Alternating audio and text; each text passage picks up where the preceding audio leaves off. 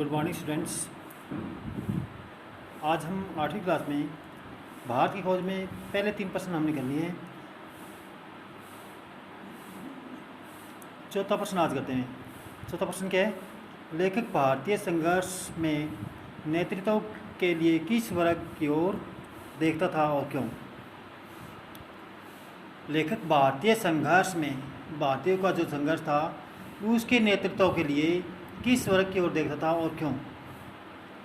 लेखक भारतीय संघर्ष में नेतृत्व के लिए मध्य वर्ग की ओर देखता था, क्योंकि मध्य वर्ग स्वयं को बंदी और जकड़ा हुआ महसूस करता था। यह वर्ग अपनी तरक्की और विकास करना चाहता था। अंग्रेज़ों के शासन के ढांचे के भीतर ऐसा न कर पाने के कारण उसके भीतर विद्रोह की चेतना पनपी। इसलिए वह चाहता था कि अंग्रेज को हटाकर व्यवस्था संचालन अपने हाथों में ले। अगला प्रश्न है, लेखक ने भारतीय ग्रामीण समुदाय की क्या विशेषता बताई है? लेखक ने भारतीय ग्रामीण समुदाय की क्या विशेषता बताई है? अभी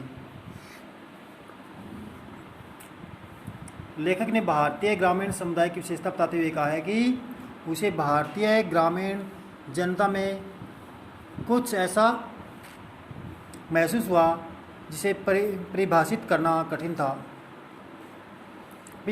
भारतीय ग्रामीण जनता में कुछ ऐसा महसूस या अनुभव किया जिसे परिभाषित करना या प्रस्तुत करना कठिन था। इस वर्ग में कुछ ऐसी बातें थी जो मध्य वर्ग के में नहीं थी। इस वर्ग में एक विशेष प्रकार की दृढ़ता और शक्ति थी।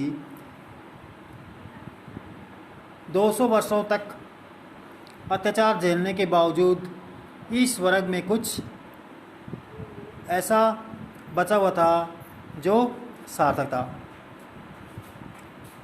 अगला प्रश्न है, नेहरू जी ग्रामीण क्षेत्रों में अपने भाषणों के द्वारा किसानों को क्या बताते थे? नेहरू जी ग्रामीण क्षेत्रों में अपने भाषणों के द्वारा किसानों को बताते थे कि भारत का हर हिस्सा दूसरे हिस्से से भिन्न होते हुए भी एक है।